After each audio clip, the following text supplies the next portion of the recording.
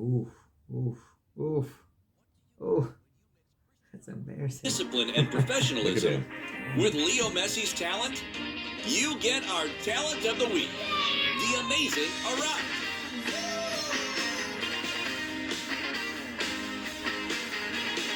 Arat Hosseini is a 6-year-old kid from Iran. He's been impressing football fans all over the world since his father started uploading videos of him to Instagram, showing off his exhausting training routines, his impressive dribbling, his ridiculous goals, even his climbing skills. But Arat's virality comes from his feats caught on camera. Here you can see him doing over 3,000 keepy-uppies.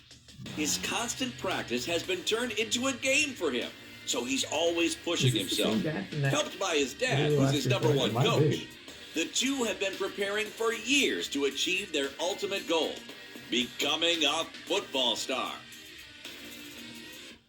His father quit his job to focus completely on Arat's development, even selling his house and car. They moved to Liverpool to better pursue their goal.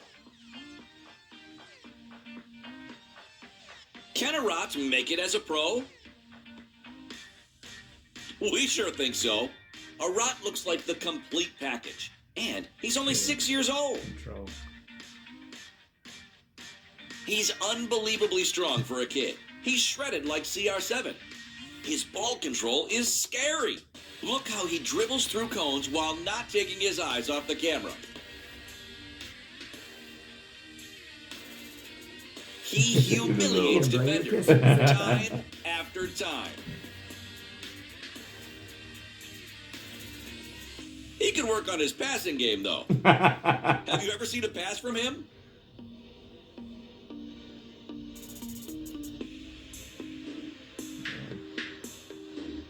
He's still young, but the next few years could make or break him as he moves to bigger pitches and has to learn to play a position and in a team system. But his dream of playing for Barcelona seems like a reality as the Culés are already after him. Yeah, I think both Messi and Ronaldo. During lockdown, Arat was featured on FCB's Instagram channel, and even Leo Messi left a comment. Yeah. Hello, Leo Messi. I love you. Thanks, Arat. We see a lot of class here. Impressive. A hug. Only time will tell if the Iranian Wonderkid makes it, but we're putting our money on it.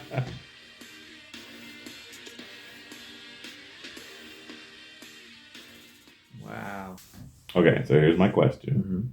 I think I have it on there. Thoughts on basically changing everything? Because he said he sold his house, did all this stuff for his kid, and he's 6 or 8.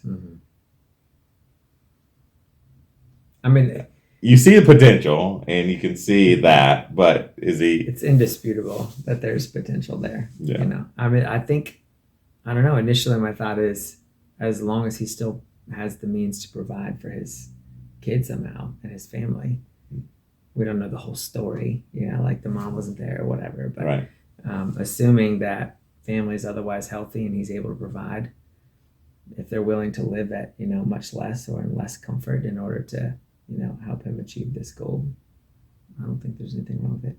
Okay. I think the danger would be communicating to the son, the world revolves around you. Yeah. Right. That would be a danger. So there has to be some safeguards there to put in place. Yeah, I agree with that. I also wonder what your thoughts are on the whose goal is it? They're like achieve their goal. Is it he's living vicariously through his son? Yeah. Yeah. I mean, he's a talent. I know that. Yeah. But is he? If you're 6 years old, do you have legitimate goals? So, you know, maybe. I guess it's hard to. I think that's a yeah. It's hard. It's hard to say. We just don't know without talking to the kid or talking to the dad. And is he living vicariously? Perhaps, but maybe his son also really loves this. You know, and if his son really loves it and it's a shared passion and joy, I think he would just have to be careful down the road if his son ends up feeling like. Actually, two things. What if his son feels burnout and he's just like, I want to do something else? Can his dad let that go? that would be a real test. Like, has this been self-sacrificial love, or has it been a bit of self-love because I want to live vicariously through you? Or maybe he doesn't get burned out. Maybe he gets injured and he's just prevented, from, I know a guy who he had multiple D1 offers in football recently, got an injury, lost about 100 pounds, and the offers are gone. Sometimes that stuff just comes crashing down. And it's a real test of composure, of fortitude, and of what your actual priorities are, So, those are some of my thoughts there. But your point is we have to be careful not to live vicariously through our children and consequently end up pushing them to do things that they don't really want to do. Yeah. Or further than they want to go in a particular sport or whatever it might be. And I think it's probably more, it's also a thing where you have two, like if you have younger siblings and you're doing this with an older one and the younger one, then you're going to feel neglected or things to that effect, or they can't live up to it to their brother or sister or whatever, and you got a whole ball of issues.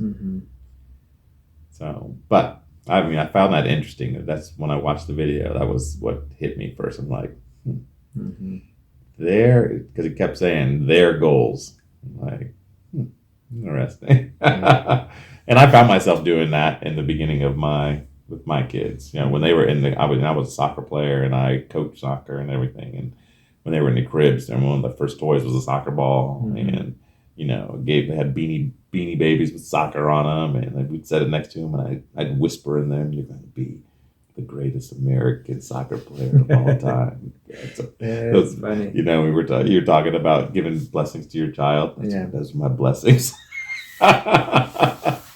Yeah, they were good soccer players, but they weren't the greatest of all time. Even though they strived to be, but there were so many other things they wanted to do. That kind of stuff. That kid's committed. Yeah, definitely. Yeah. And it's really difficult. Like, this could be probably a whole podcast about living vicariously through your children and how to know if you are. Like, I feel like there's a fine line between if your kid's saying he doesn't want to do this anymore. You don't have to automatically jump to, well, he just doesn't want to do it anymore, so I'm going to let him go, and maybe I've been living vicariously through him and pushing him. Well, maybe not, though. Maybe he's really passionate about this and really does love it, regardless of whether or not you've been living vicariously, even a little bit through him. Maybe what he needs right now is a pick-me-up. Maybe he needs an encouragement because he just had a really terrible game, or he's in a rut, and you need to communicate to him what some dads we've looked at before were communicating. You don't quit. You get back up and you try again, because this really is a passion of yours, and it's a gift, and you really are excellent at it.